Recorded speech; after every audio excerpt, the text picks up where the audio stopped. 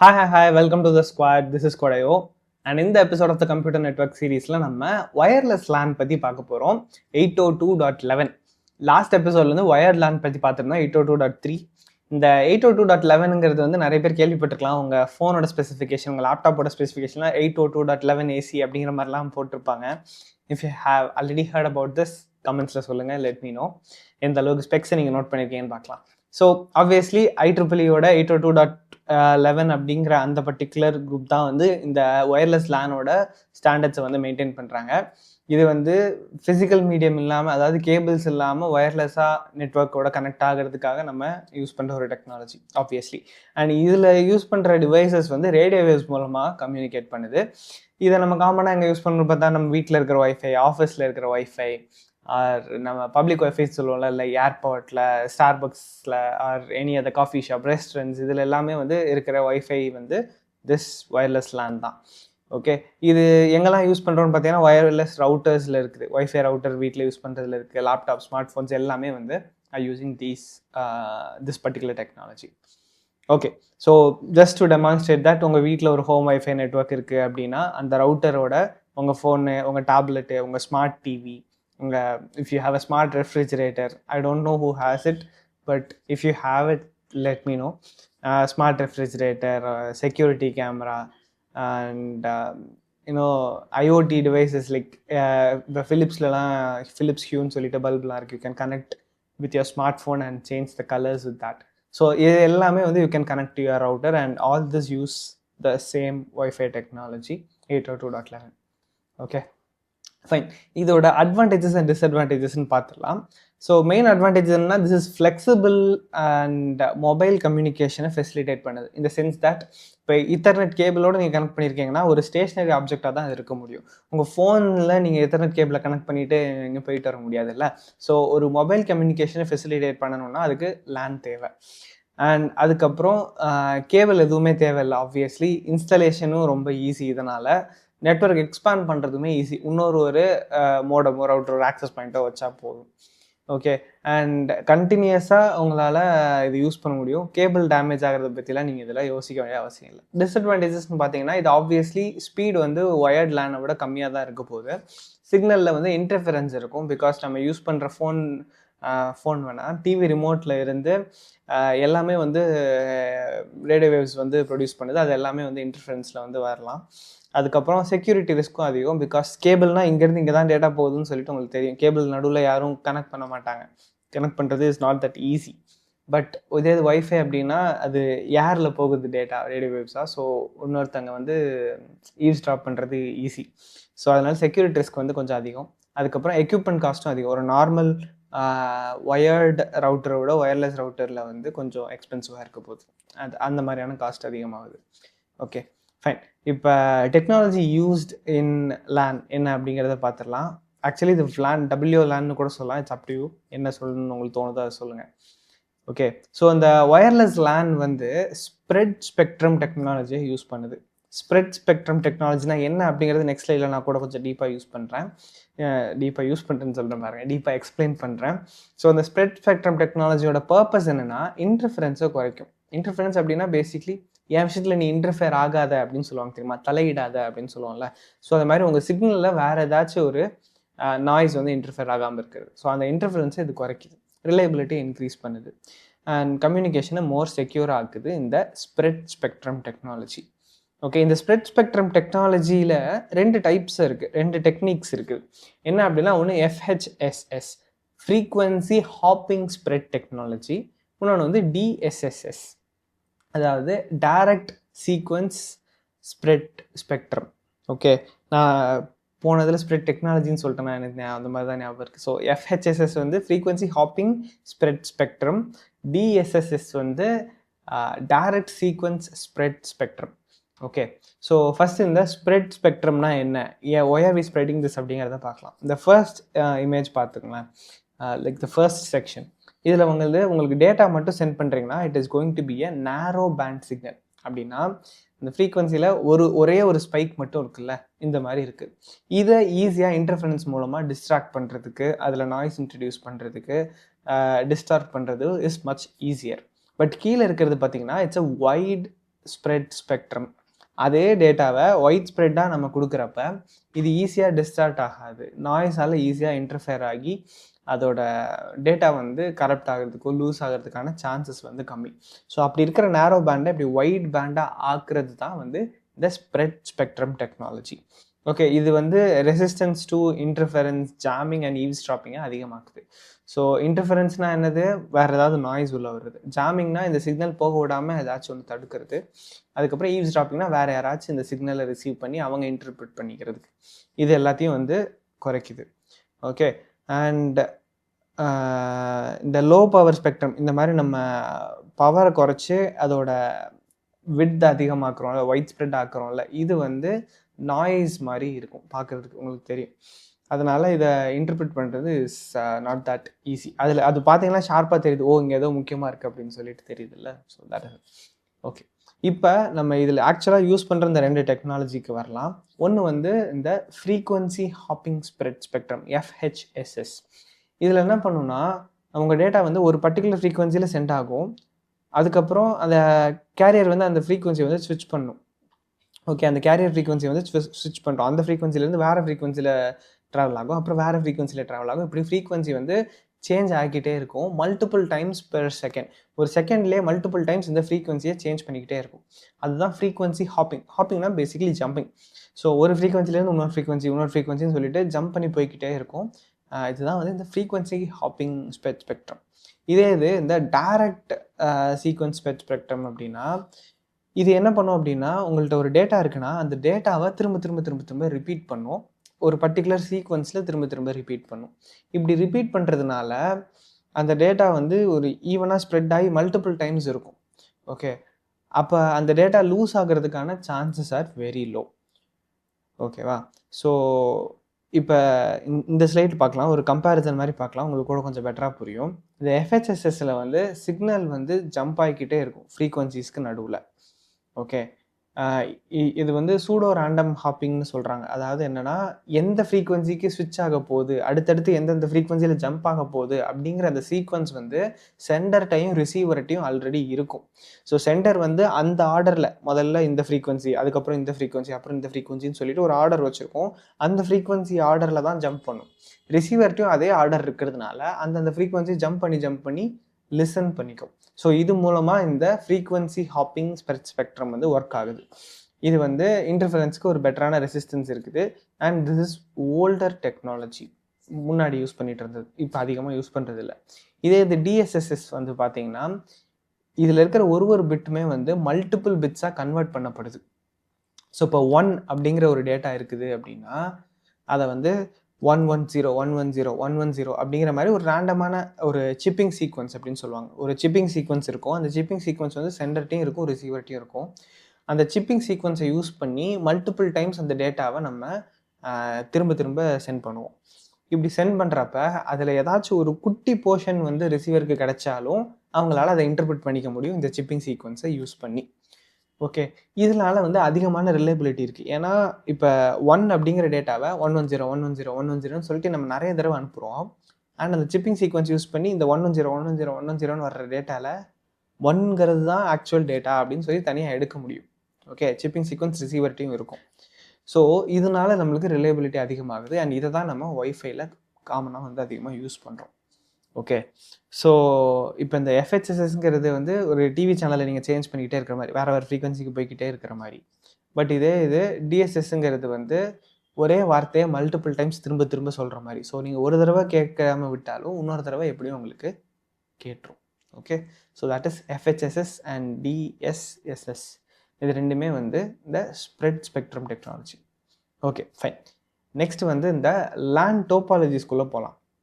முன்னாடி wired land technologies பார்க்குறப்ப அதில் வந்து முன்னாடி வந்து பஸ் டோபாலஜி யூஸ் பண்ணிகிட்டு இருந்தோம் பழைய ஈத்தர்நெட்டில். அதுக்கப்புறம் இப்போ ஸ்டார் டோபாலஜி யூஸ் பண்ணுறவங்க மாதிரி இருந்துச்சு. இந்த WLAN, அதாவது ஒயர்லெஸ் லேனில் வந்து எப்படின்னா இன்ஃப்ராஸ்ட்ரக்சர் டோபாலஜி அப்படின்னு ஒன்று இருக்குது. இது என்ன அப்படின்னா ஆக்சஸ் பாயிண்ட்ஸை யூஸ் பண்ணும்.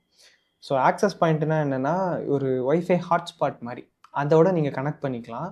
பட் அது மெயின் ரவுட்டர் கிடையாது. அது வந்து கேபிள் மூலமாக வேற ஒரு ரவுட்டரோட கனெக்ட் ஆகிருக்கும். அந்த ரவுட்டர் தான் உங்களை இன்டர்நெட்டோட கனெக்ட் பண்ணுது, இந்த நெட்ஒர்க்கோட கனெக்ட் பண்ணுது. இந்த ஆக்சஸ் பாயிண்ட் வந்து உங்களுக்கு பக்கத்தில் இருக்கிறதுக்காக. ஏன்னா ரவுட்டர் வந்து தள்ளி இருக்கலாம். இப்போ ஒரு எக்ஸாம்பிள் வந்து நான் இப்போ மாடியில் இருக்கேன் ஸ்டூடியோவில், கீழே வந்து என்னோடய ரவுட்டர் இருக்குது. என்னோடய ரவுட்டரோட நான் டேரெக்டாக கனெக்ட் பண்ணணும்னு நினச்சேன்னா எனக்கு சிக்னல் ரொம்ப வீக்காக இருக்கும். பிகாஸ் கான்க்ரீட் எல்லாம் தாண்டி வருது, அது வேறு ஒரு இடத்துல இருக்குது, நான் வேறு இடத்துல இருக்கேனால சிக்னல் ரொம்ப வீக்காக இருக்கும். ஸோ இப்போ நான் என்ன பண்ணலாம், எனக்கு மாடியில் ஒரு ஒய்ஃபை ஆக்சஸ் பாயிண்ட் வந்து வைக்கலாம். இந்த ஆக்சஸ் பாயிண்ட் கேபிள் மூலமாக கீழே இருக்க ரவுட்டரில் கனெக்ட் ஆகிருக்கும். ஸோ இதால் எனக்கு அதிகமான ஒய்ஃபை சிக்னல் ஸ்ட்ரென்த்தோடு கொடுக்க முடியும். அண்ட் இது டேட்டா எல்லாத்தையும் அந்த கீழே இருக்க ரவுட்டருக்கு அனுப்பிக்கும். அதுக்கு மூலமாக நான் நெட்டில் இன்டர்நெட்டோட ஈத்தர்நெட்டில் கனெக்ட் ஆகுறேன். ஓகேவா? ஸோ இது மாதிரி ஆக்சஸ் பாயிண்ட் யூஸ் பண்ணுறது அந்த இன்ஃப்ராஸ்ட்ரக்சர் டெக்னாலஜி. ஸோ இது வந்து உங்களோட ஒயர்லெஸ் டிவைசஸை ஒரு வயர்ட் நெட்ஒர்க்கோட கனெக்ட் பண்ணுது. இப்போ என் லேப்டாப் இருக்குது, என் லேப்டாப்பில் இத்தர்நெட் கேபிள் இல்லை, ஆர் என் ஃபோன் இருக்குது, என் ஃபோனில் வயர்டு இன்டர்நெட் வந்து எனக்கு கிடையாது. ஸோ நான் ஒய்ஃபை மூலமாக கனெக்ட் பண்ணுறேன். இந்த ஆக்சஸ் பாயிண்ட் இன்டர்நெட் மூலமாக என்ன ஒயர் நெட்ஒர்க்கில் கனெக்ட் பண்ணுது. ஓகே, இதுதான் வந்து ஒய்ஃபை செட்டப்பில் காமனாக யூஸ் பண்ணுறது. இதுதான் நிறைய இடங்கள்ல இந்த ஆக்சஸ் பாயிண்ட் இல்லாமல் இருக்கலாம். பிகாஸ் அந்த ரவுட்டரே வந்து எல்லா ஏரியாவும் கவர் பண்ணுது. அப்படிங்கிற பட்சத்தில் ஆக்சஸ் பாயிண்ட் தேவையில்லை. பட் இப்போ ஒரு காலேஜ் ஹாஸ்டல் மாதிரியான இடத்துல எடுத்துக்கிட்டிங்கன்னா ரவுட்டர் ஒரு இடத்துல இருக்கும், மற்ற எல்லாமே ஆக்சஸ் பாயிண்ட்ஸ் தான் வச்சுருப்பாங்க, கேபிள் தான் வந்து போகிற மாதிரி இருக்கும். Okay, so this is infrastructure technology topology. Next வந்து ஆட்ஹாக் டோபாலஜி. இது என்னென்னா கொஞ்சம் வித்தியாசம். இது வந்து ஆக்சஸ் பாயிண்ட்ஸ் இருக்காது, அதுக்கு பதிலாக டிவைஸஸே இன்னொரு டிவைஸஸோட பேசிக்கும். ஸோ மல்டிபிள் டிவைஸ் இருக்குன்னா பியர் டு பியர் கம்யூனிகேஷன் மாதிரி இருக்கும். இது வந்து டைரெக்டாக கம்யூனிகேட் பண்ணும். பட் இது வந்து அதிகமாக நம்ம யூஸ் பண்ணுற ஒரு விஷயம் கிடையாது. ஓகே, ஸோ இப்போ சைட் பை சைட் கம்பேரிசன் பார்த்தீங்கன்னா லெஃப்ட்டில் வந்து we have infrastructure wireless LAN centralized, அதாவது ஒரு ஒயர்லெஸ் ஆக்சஸ் பாயிண்ட் இருக்குது, அதோட அல்லது ஒரு ரவுட்டர் இருக்குது, அதோட எல்லா டிவைஸும் டைரெக்டாக கனெக்ட் ஆகிருக்குது. பட் இங்கே பார்த்தீங்கன்னா it is a P2P connection. இங்கே இருக்கிற லேப்டாப் அந்த லேப்டாப்போட கனெக்ட் ஆயிருக்கு, அந்த லேப்டாப் இந்த லேப்டாப்போட கனெக்ட் ஆயிருக்குங்கிற மாதிரி. இப்போ பி லேப்டாப் வந்து டிக்கு அனுப்பணும்னா it either sends to A and then D or C and then D, அந்த மாதிரி தான் கம்யூனிகேஷன் இருக்கும். ஓகே, ஸோ இதுதான் வந்து இந்த ஆட்ஹாக் நெட்வொர்க் டோபாலஜி. இது வந்து நம்ம அதிகம் யூஸ் பண்ணுறது கிடையாது. ஓகேவா? சரி, இதில் வந்து 2 ஆர்கிடெக்சர் இருக்குது. இந்த WLAN ஒயர்லெஸ் லேனில் 2 ஆர்கிடெக்சர் இருக்குது. ஒன்று வந்து பேசிக் சர்வீஸ் செட். இந்த பேசிக் சர்வீஸ் செட் BSS என்னென்னா இதில் வந்து ஒரே ஒரு ஆக்சஸ் பாயிண்ட் தான் இருக்கும், எல்லா டிவைஸும் அந்த ஒரே ஆக்சஸ் பாயிண்ட்டோட நம்ம கனெக்ட் பண்ணிக்கிறோம். இதே இது ESS, அதாவது எக்ஸ்டெண்டட் சர்வீஸ் செட்டில் பார்த்தீங்கன்னா மல்டிபிள் ஆக்சஸ் பாயிண்ட்ஸ் இருக்கும், ஆர் மல்டிபிள் இந்த BSS வந்து இருக்கும். அது எல்லாத்தையும் வந்து நம்ம ஒரு ரவுட்டரோட கனெக்ட் பண்ணியிருப்போம். அண்ட் உங்களால் சீம்லெஸ்ஸாக ரோம் பண்ண முடியும். ஒரு ஆக்சஸ் பாயிண்ட்லேருந்து இன்னொரு ஆக்சஸ் பாயிண்ட்டுக்கு நீங்கள் ஈஸியாக கனெக்ட் பண்ணிக்கலாம். இப்போ நான் ஹாஸ்டலில் படிக்கிறப்ப எங்கள் ஹாஸ்டலில் ஒரு காரிடார் இருக்குன்னா அந்த காரிடாரில் 4 ஆக்சஸ் பாயிண்ட்ஸ் வச்சுருப்பாங்க. நான் காரிடாரோட இந்த எண்டிலேருந்து அந்த எண்டுக்கு போகிற வரைக்கும் நான் ஒய்ஃபையோட கனெக்ட் ஆகியே இருப்பேன். எப்படின்னா ஒரு ஆக்சஸ் பாயிண்ட்டை கிராஸ் பண்ணி இன்னொரு ஆக்சஸ் பாயிண்ட்டோட லிமிட்குள்ளே போகிறப்ப என் ஃபோன் தானாக அந்த ஆக்சஸ் பாயிண்ட்டோட கனெக்ட் ஆயிரும். இதுதான் வந்து ESS, extended service set. So நான் காரிடாரோட அந்த எண்டுக்கு போகிறப்பையும் அங்கே இருக்க ஆக்சஸ் பாயிண்ட்டுக்கு நான் கனெக்ட் ஆகிடுவேன். It is all in the same network. என் ஃபோனில் அதே நெட்வொர்க் நேம் தான் காட்டும், அதே SSID தான் காட்டும். பட் SSIDனா பேசிக்கலி இந்த நெட்வொர்க்கோட நேம், அந்த ஆக்சஸ் பாயிண்ட்டோட நேம்னு வச்சுக்கோங்க. பட் நான் இங்கேருந்து அங்கே சீம்லெஸ்ஸாக கனெக்ட் ஆகி போயிட்டே இருப்பேன். ஸோ சீம்லெஸ் ரோமிங் வந்து எனேபிள் பண்ணுது and connected to distribution system. Distribution system is what I'm trying to tell. Okay, so தான் BSS அண்ட் ESS ஆர்கிடெக்சர். இப்போ இது எக்ஸாம்பிளாக நீங்கள் இங்கே பார்த்தீங்கன்னா ஒரு டயக்ராமோட பார்த்தா ஈஸியாக புரியுங்கிறதுக்காக I have used this image. லெஃப்ட்டில் பார்த்தீங்கன்னா பேசிக் சர்வீஸ் செட் BSS இருக்குது, ஒரே ஒரு ஆக்சஸ் பாயிண்ட்டு, உங்களோட எல்லா டிவைஸும் அதோட கனெக்ட் ஆகிருக்கு. அந்த ஆக்சஸ் பாயிண்ட்லேருந்து ஒரு ஒயர்ட் கனெக்ஷன் வந்து போகுது இன்டர்நெட்டோட கனெக்ட் பண்ணுறதுக்காக. பட் இதே இது இங்கே ESSல எக்ஸ்டெண்டட் சர்வீஸ் செட்டில் பார்த்தீங்கன்னா AP1, AP2, AP3ன்னு சொல்லிட்டு 3 இருக்குது. 3 ஆக்சஸ் பாயிண்ட்ஸ் இருக்குது. AP1ல் கொஞ்சம் டிவைஸ் கனெக்ட் ஆகிருக்கு, AP2ல் கொஞ்சம் டிவைஸ் கனெக்ட் ஆகிருக்கு, AP3ல் கொஞ்சம் டிவைஸ் கனெக்ட் ஆகிருக்குது. And all these access points are connected to a ஸ்விட்சோ ரவுட்டரோ ஒரு டிஸ்ட்ரிபியூஷன் சிஸ்டம் ஏதோ ஒன்று அதில் கனெக்ட் ஆகிருக்கும். ஸோ அது வந்து ஒயர்டு ஈத்தர்நெட்டோட கனெக்ட் ஆகிருக்கும். ஓகே, ஸோ இதுதான் வந்து extended service set. Fine. So இந்த 2 ஆர்கிடெக்சர் இருக்குது அப்படிங்கிறத தெரிஞ்சுக்கோங்க. சரி, இப்போ இந்த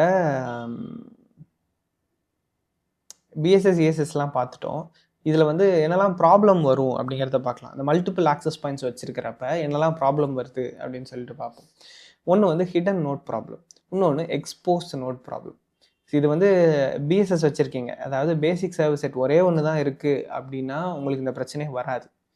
எப்போ நீங்கள் இஎஸ்எஸ் வச்சுருக்கீங்களோ, மல்டிபிள் ஆக்சஸ் பாயிண்ட்ஸ் வச்சுருக்கீங்களோ, அப்போ தான் உங்களுக்கு மோஸ்ட்லி இந்த ப்ராப்ளம் வரும். என்னென்னா ஒன்று ஹிடன் நோட் ப்ராப்ளம், இன்னொன்று expose node problem.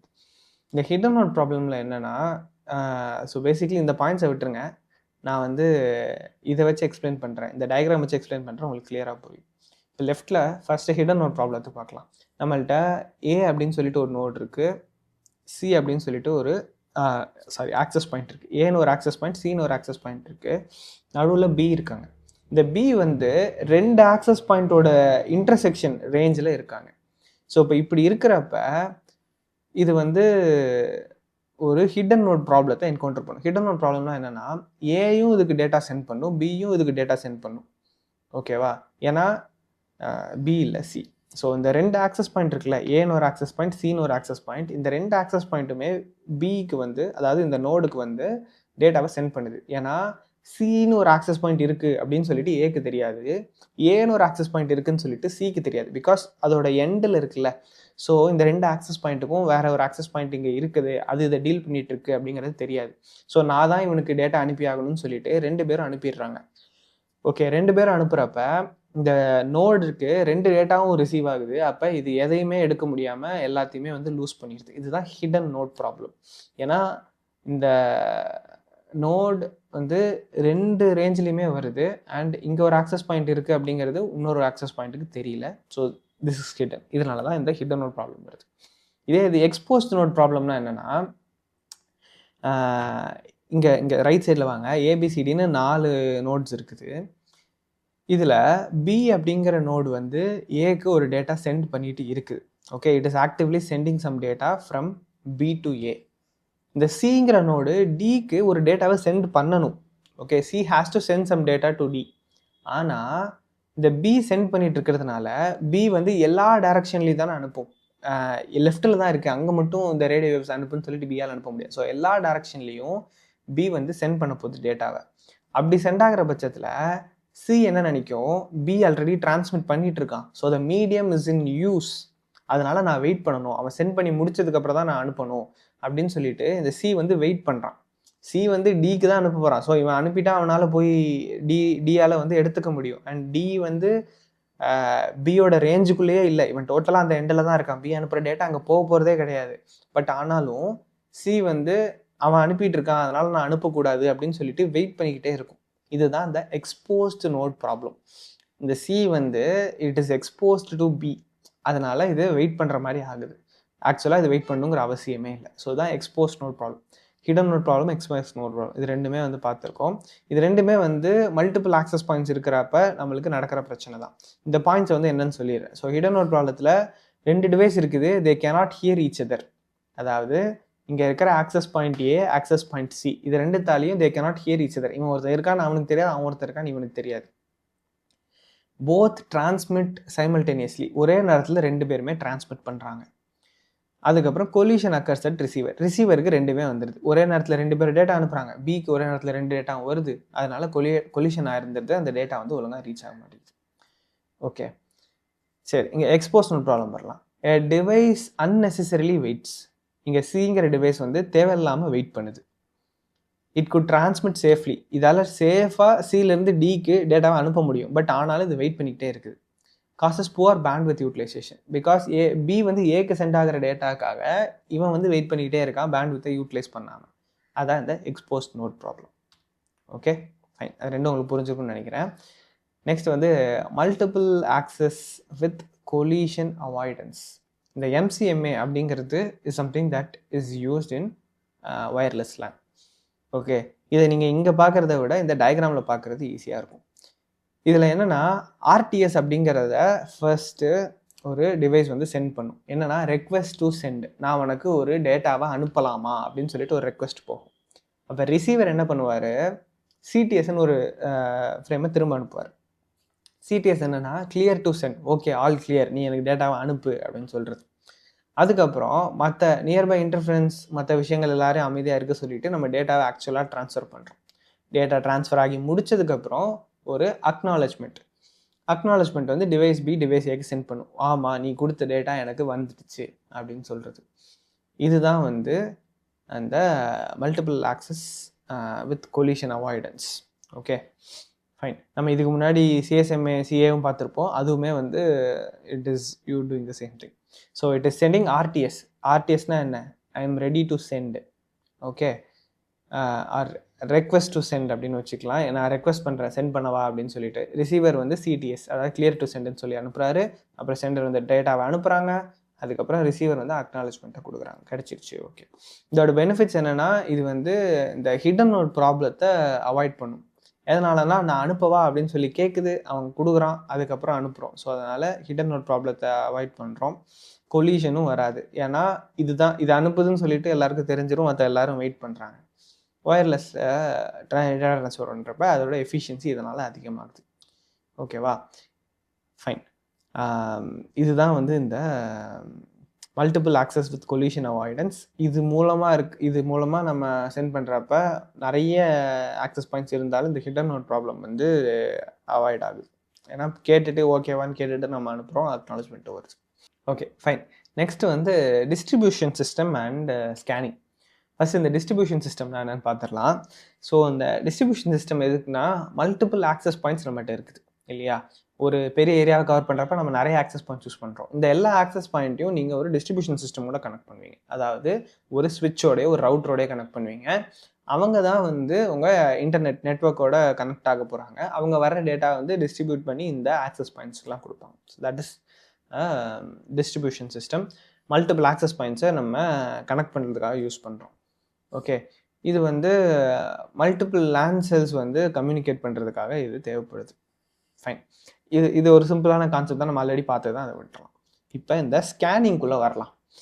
So scanning அப்படிங்கிறது பேசிக்லி ஒரு ஆக்சஸ் பாயிண்ட் இருக்குது. அந்த ஆக்சஸ் பாயிண்ட்டோட ஒரு டிவைஸ் வந்து கனெக்ட் ஆகணும். அதுக்கு வந்து முதல்ல ஸ்கேன் பண்ணணும். இப்போ உங்கள் ஃபோனில் நீங்கள் ஒய்ஃபை ஆன் பண்ணோன்னே ஸ்கேனிங்னு சொல்லிட்டு என்னெல்லாம் ஆக்சஸ் பாயிண்ட்ஸ் இருக்குது அப்படின்னு சொல்லிட்டு காட்டும், என்னெல்லாம் நெட்வொர்க் அவைலபிளாக இருக்குன்னு காட்டும் இல்லையா. So that is scanning.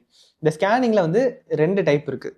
ஒன்று வந்து ஆக்டிவ் ஸ்கேனிங். இப்போ நம்ம ஃபோனில் ஒய்ஃபை ஆன் பண்ணுறோன்னா அங்கே நடக்கிறது ஆக்டிவ் ஸ்கேனிங். என்னென்னா, யாராச்சும் இருக்கீங்களா, இந்த தனுஷ் வந்து ஒரு படத்தில் ஒரு மீம் டெம்ப்ளேட் இருக்கும் தெரியுமா, ஒரு இருட்டான ரூமில் இருப்பார், யாராவது இருக்கீங்களா ரொம்ப பயமாக இருக்குது அப்படின்னு சொல்லுவார்ல, அந்த மாதிரி யார் டிவைஸ்னோ உங்கள் ஃபோன் வந்து ஏதாவது ஆக்சஸ் பாயிண்ட்ஸ் இருக்குதா அப்படின்னு சொல்லிட்டு ஒரு ப்ரோப் ரெக்வெஸ்ட்டை அனுப்பும். Okay, device sense probe request. இந்த ஆக்சஸ் பாயிண்ட் என்ன பண்ணும், ஆமாம் நான் இருக்கேன் அப்படின்னு சொல்லிட்டு ஒரு ப்ரோப் ரெஸ்பான்ஸை அனுப்பும். இந்த ரெஸ்பான்ஸில் என்ன இருக்கும்னா எஸ்எஸ்ஐடி இருக்கும். அதாவது இந்த ஆக்சஸ் பாயிண்ட்டோட நேமு, இந்த ஆக்சஸ் பாயிண்ட் வந்து எந்த ஃப்ரீக்வன்சியில் ஆப்ரேட் ஆகுது அப்படிங்கிற, அது என்ன செக்யூரிட்டி யூஸ் பண்ணுது, இது எல்லாமே, இந்த டீட்டெயில்ஸ் எல்லாமே வந்து இந்த ரெஸ்பான்ஸ் ப்ரோபில் இருக்கும். ஓகே, ஸோ இப்படி கனெக்ட் பண்ணுறது தான் வந்து ஆக்டிவ் ஸ்கேனிங். இது பாசிவ் ஸ்கேனிங்னா உங்களோட ஆக்சஸ் பாயிண்ட்டே வந்து ப்ராட்காஸ்ட் பண்ணும், ஒரு பீக்கன் ஃப்ரேம் அனுப்பும். பீக்கன் அப்படின்னா இங்கே இருக்குது அப்படிங்கிறத ஒரு சென்ட் பண்ணுற ஒரு சிக்னல் அப்படின்னு அர்த்தம். ஸோ இந்த பீக்கன் ஃப்ரேம் அனுப்பும். இந்த பீக்கன் ஃப்ரேமில் என்ன சொல்லுவோம்னா, நான் அப்படி ஒரு ஆக்சஸ் பாயிண்ட் இருக்கேன், அந்த பீக்கன் ஃப்ரேமில் வேறு என்னெல்லாம் டீட்டெயில்ஸ் இருக்குன்னா, என்னோட எஸ்எஸ்ஐடி இது, நான் இந்த செக்யூரிட்டி யூஸ் பண்ணுறேன், இந்த ஃப்ரீக்வன்சியில் ஆப்ரேட் ஆகிறேன் அப்படின்னு சொல்லிட்டு எல்லாருக்கும் அனுப்பும்.